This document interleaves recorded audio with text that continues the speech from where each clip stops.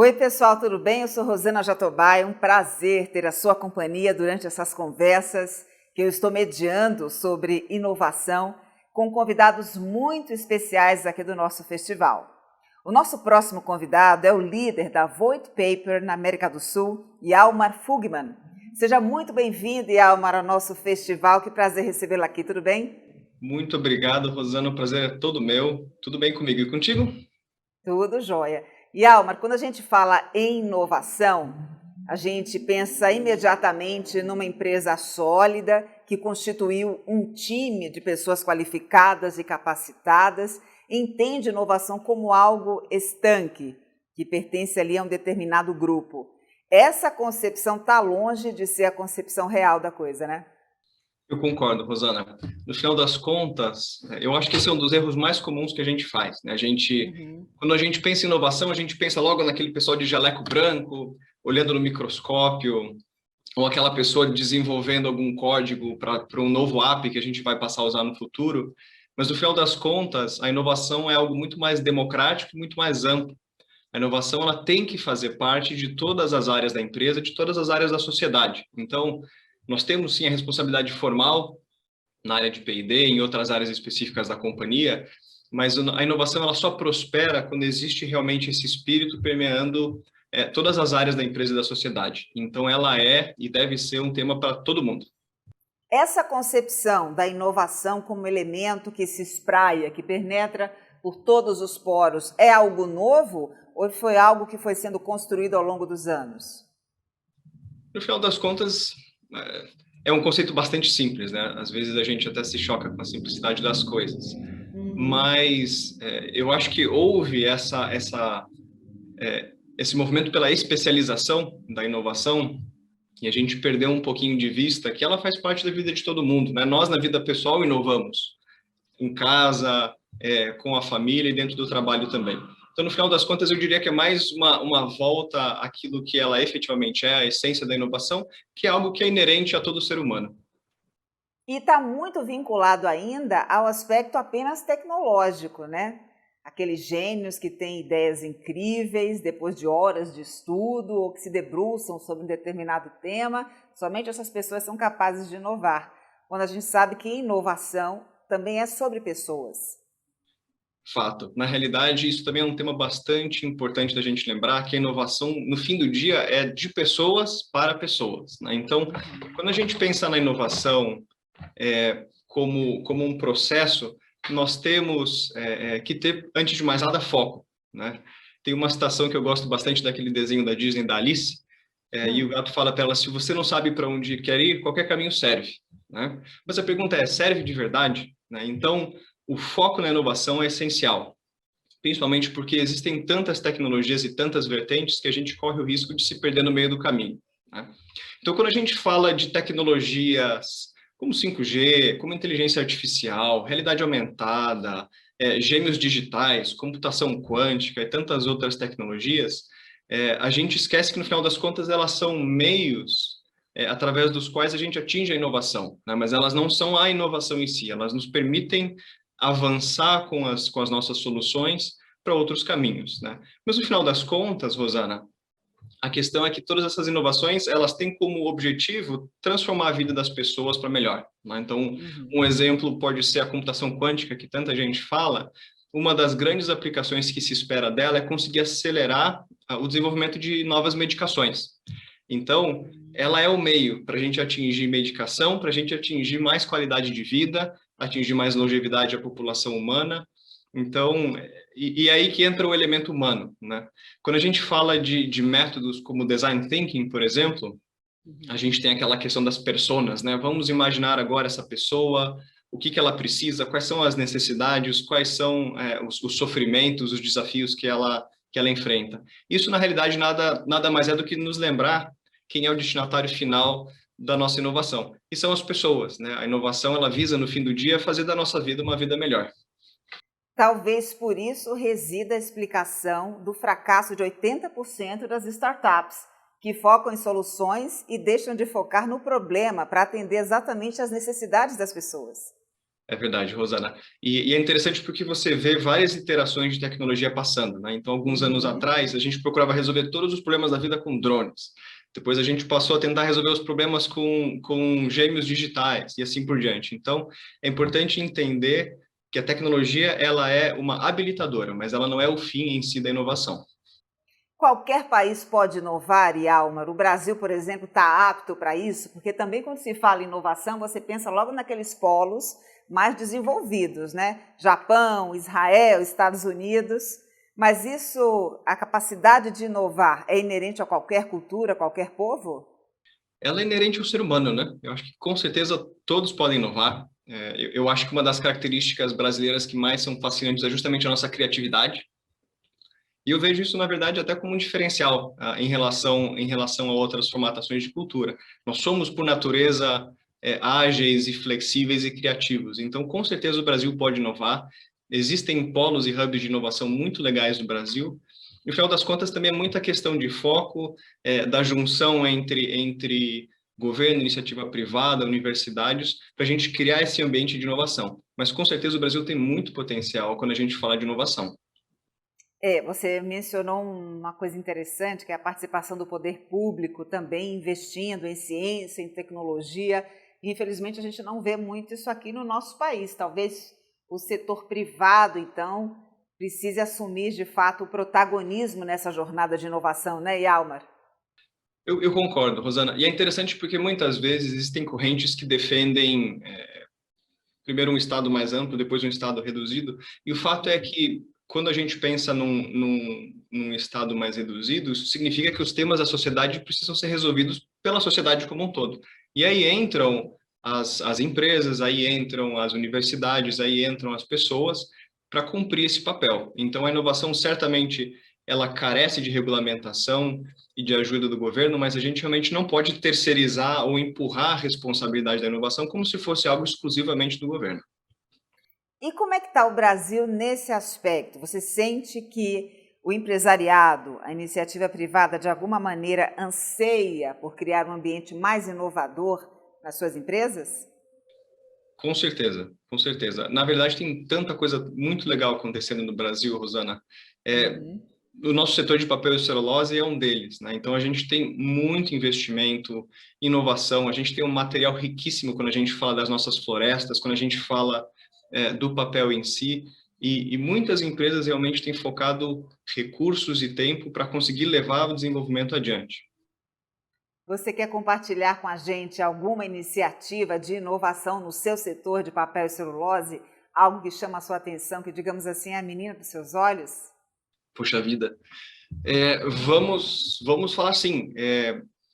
No ano passado, inclusive com a Klabin, nós decidimos trabalhar juntos num processo de aceleração de projetos de startup. Foi no contexto da Câmara de Comércio Brasil-Alemanha. Então, você tem dois players diferentes, né? A Klabin como fabricante de papel e celulose, a Voith Paper como fabricante de equipamentos para fabricação de papel e celulose, né? Um ambiente que traz em si um hub de startups como a Câmara de Comércio Brasil-Alemanha, e nesse contexto, nosso desafio era trazer soluções sustentáveis e tecnológicas para a parte de embalagens, e com um foco bastante específico em barreiras. Então, o que aconteceu foi que nós selecionamos uma startup, mais precisamente um projeto dessa startup, e aí nessa conversa nós tínhamos universidade, startup, né, a Klabin, a Voith, a Câmara, e essa conversa ela fica muito mais rica, né? Esse é um tema bastante interessante, que é justamente o tema de colaboração, né? Como trazer diferentes elementos, diferentes elos de uma cadeia para interagir entre si. Porque o que sai dessas conversas é muito mais rico do que seria um diálogo interno, né, exclusivo dentro de uma delas. Aliás, colaboração é a chave, né, Yalmar? Não tem como você inovar se de fato você não reconhece o valor de cada um desses elos da cadeia. Não tem, Rosana. No final das contas, quando a gente para pensar, o tempo entre as ondas de tecnologia ele tem diminuído cada vez mais, né? Então, as novas tecnologias elas têm comprimido, e com isso existe uma pressão muito grande dentro das organizações quando a gente fala de ciclo de inovação. Além disso, se a gente pensar que as diferentes combinações de tecnologia elas fazem com que exista disrupção dentro das indústrias, E a gente não fala só dos players tradicionais, né? Players de qualquer lado do mercado, de repente, podem vir com uma solução que venha atender demanda do nosso mercado. Então, a colaboração ela passa a ser chave, justamente porque ela traz elos diferentes da cadeia, ela traz muito mais conhecimento, né? O aporte de know-how é muito maior, ela reduz os tempos de desenvolvimento, e no final das contas, essa iteração faz com que 1 mais 1 seja 3, né? O valor que essa iteração cria é muito maior do que a soma das partes. É muito difícil pensar no fenômeno de inovação quando há uma determinação nesse sentido. Uma empresa que, por exemplo, do nada baixa um decreto e diga a partir de agora vocês têm que inovar, né? E que isso venha daquela escala hierárquica rígida, daquelas estruturas mais tradicionais das empresas. Não é assim, né, Hjalmar? Não, seria ótimo se fosse, né? A gente solta um comunicado interno e fala, pessoal, a partir de amanhã nossa companhia vai ser inovadora, né? Uhum. A verdade é que, na verdade, para que exista a condição da inovação prosperar, a gente precisa que existam antes a presença de algumas condições para a existência, né? Uhum. Como, por exemplo, uma árvore, já que a gente está no setor de papel e celulose, ela demanda de nutrientes, ela demanda água, luz, entre outros, para se desenvolver. A inovação ela também precisa de solo fértil, ela precisa de condições para o desenvolvimento. Então, para te citar alguns tópicos, ela precisa ter um ambiente favorável na cultura organizacional. Isso significa fornecer espaço seguro para os times exprimirem as opiniões, para eles se sentirem seguros, inclusive, para questionar, desafiar opiniões adversas, fornecerem críticas, porque, no final das contas, elas depuram as ideias.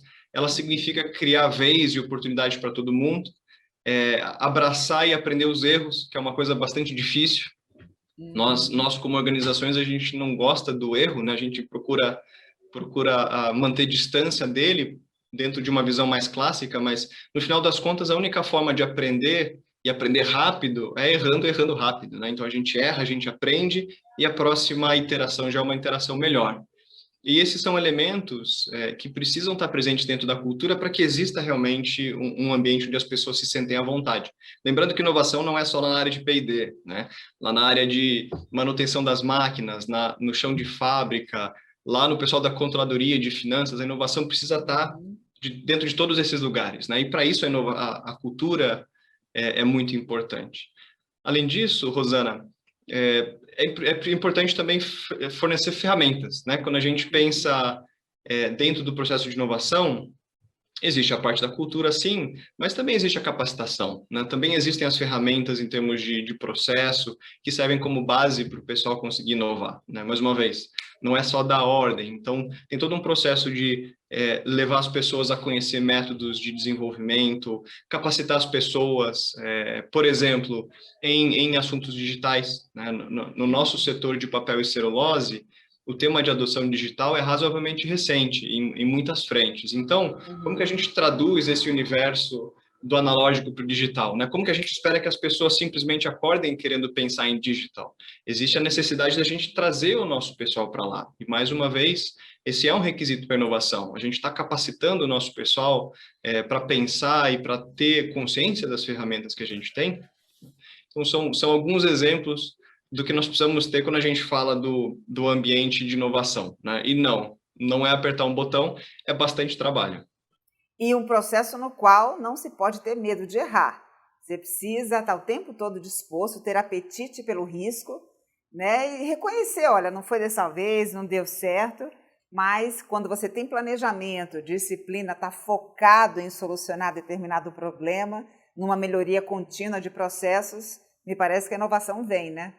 Correto. Aliás, essa questão do medo de errar, né? A gente tem essa certa romantização do tema de inovação, né? A gente imagina que teremos uma ideia e a gente vai conseguir tudo certo de primeira, vai ser um sucesso, mas quando a gente olha para a inovação com olhos um pouquinho mais pé no chão, né? Com olhos um pouco mais realistas, a gente percebe que a gente erra bastante em inovação, né? E existem alguns erros que a gente comete que podem desviar o nosso caminho dessa jornada, Rosana, porque no final das contas, inovar é uma jornada, né? Então, além dessa questão da romantização, existem as tecnologias sedutoras, você já comentou, né? Poxa vida, você encontra uma tecnologia e você procura encaixar ela em qualquer problema que você encontra.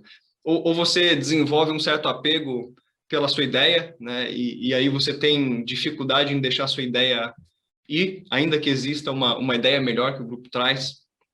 Às vezes a gente encontra um beco sem saída, precisa voltar para a prancheta, né? E daí ter a humildade de reconhecer que a gente encontrou um beco sem saída e que precisa voltar para a prancheta, faz parte do processo. Então, existe todo um processo que a gente tem que preparar quando a gente fala de inovação e realmente lembrar que ela é um processo contínuo, é uma jornada, né? E que está muitas vezes permeado, Yalmar, pela questão das incertezas, das mudanças cada vez mais velozes na sociedade, né? De repente você tem ali um roteiro traçado e mais adiante você percebe que não era nada daquilo e precisa tomar um novo direcionamento. Certíssimo. E eu te dou um exemplo, Rosana. Nós tivemos um tempo atrás, um exemplo aqui de casa, em que nós tivemos uma ideia, e eu ainda acho que é uma ideia excelente.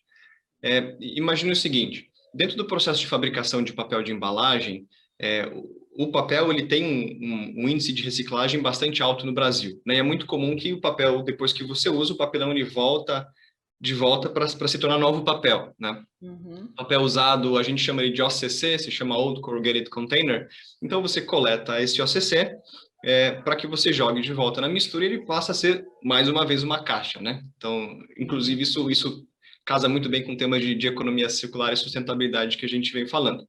Então, a ideia era a seguinte, muitas vezes esses coletores, eles são super fragmentados. Vamos pensar, então, numa plataforma como se fosse um Mercado Livre, um eBay, para falar de compra e venda de OCC, de papelão usado. Então, você teria ali uma base onde vendedores e compradores se reuniriam, você teria mais transparência em relação a preços, tendências, custo de frete, qualidade do material, porque o material varia em termos de qualidade, e no final das contas, a parte da Voit seria intermediação, né, como essas empresas fazem. Então, a ideia na concepção é muito bacana, eu ainda acho legal. Acontece que, uma vez quando a gente foi colocar essa ideia no mercado, veio a mudança do mercado chinês, né? O mercado chinês começou a restringir a importação desse material usado e, de repente, começou a sobrar esse material na América do Norte, que foi onde nós começamos. E o que aconteceu ali foi que, no final das contas, uma circunstância de mercado afetou uma ideia muito boa, né? E nós tivemos que, depois de um tempo, ter a humildade de reconhecer que, em que pese ter sido uma ideia excelente, as condições de mercado já não existiam mais, né? Então, a gente abandona e parte para a próxima. É isso aí. E, Almar, a gente começou nosso bate-papo ressaltando que a inovação é sobre pessoas. Eu tenho aqui dados de um estudo da consultoria McKinsey, que é renomada, né? Um estudo feito para a América Latina, dando conta de que, além de ser um valor cultural, a inovação, ela gera impacto financeiro muito positivo, né? Empresas que têm diversidade de gênero lucram quase o dobro das empresas tradicionais. E quando há diversidade étnico-racial, essa diferença chega a 25%. Esse argumento de performance a partir de um ambiente diverso, você acha que tem convencido, de fato, os empresários a apostarem em inovação? Ele tem, e a razão é bastante simples, Rosana. Funciona. No final das contas, se a gente quer criar um ambiente diverso, né, o ambiente da inovação por si, ele precisa ser um ambiente diverso, né? Se o Yalmar agora contratasse 3, 4 pessoas que pensam exatamente igual a ele, provavelmente as ideias aqui da empresa seriam todas muito homogêneas, né? E a inovação seria uma inovação pálida, se é que a gente poderia chamar de inovação.